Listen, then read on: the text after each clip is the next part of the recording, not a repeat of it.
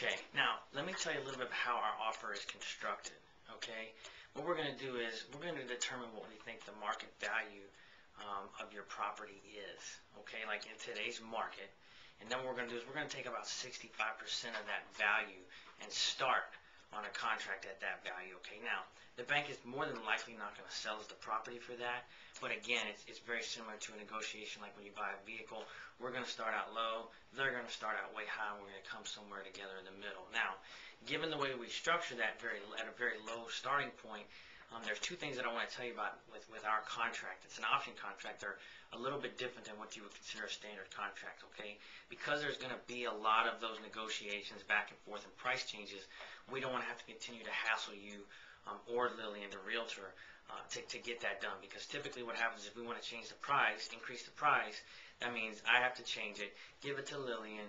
Since she gives it to you, you okay it, you give it back to Lillian, then she gives it to me. And basically what happens is we have a logistical nightmare, okay? So we want to avoid that. So one of the things in our contract states that we can change and increase the price without having your written permission each and every time, okay? We're not going to lower it. We're only going to increase it typically most of the time, 99% of the time, because we're going to start out low. Now, the other thing that's a little bit different about our contract is because when we go into this negotiation with the bank, we don't know exactly where we're going to be able to purchase the home, okay? Now, given we don't know that, we want to continue to have keep our options open up until the point where we figure out where we can purchase the property, okay? So since we don't know we can buy it at this point, at a point where we can hold it long term, get some positive cash flows from rent, we may end up having to possibly resell it, and we want to keep that option open.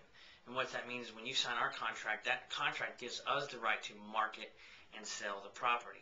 So from this point forward, once you go into contract with us and we start this negotiation, if an offer comes in, say 2 months or 3 months down the road from now, then that offer is going to come to us so we can look at that offer and say, okay, what do we do here? What's our exit strategy with this property?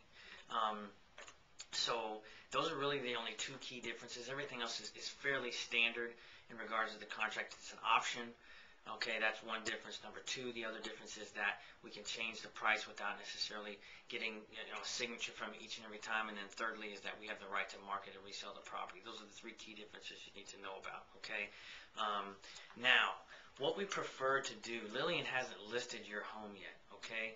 What we prefer to do is to keep it unlisted. Okay, until we get the BPO. Now, the BPO is what's called a broker's price opinion. And essentially, the bank is going to more than likely, sometimes they hire actual appraisers, state licensed, but a lot of times they hire BPO agents. Okay, and the BPO agent is really a real estate agent. Okay, he's going to determine the value for your property. Now, what I'm about to tell you, I'm not trying to be derogatory, but I'm trying to shoot straight with you in some fashion, in that a lot of times BPO agents are realtors that often aren't busy enough helping folks buy and sell property, that they're doing BPOs in order to replace the income they used to make as a real estate agent. Okay, again, I'm not saying that to be ugly or derogatory. I'm just telling you that these aren't folks who are in the mix typically every day doing real estate right now. And for me and for you, that's a dangerous proposition, because that's not necessarily the person that I want determining value on my property, and I doubt you do either.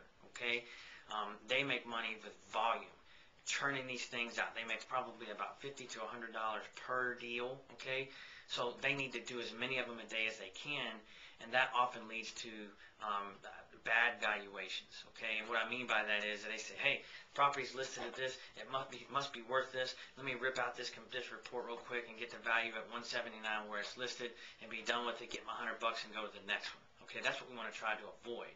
So what we're looking at doing is waiting until the property has a BPO before we put it on the market.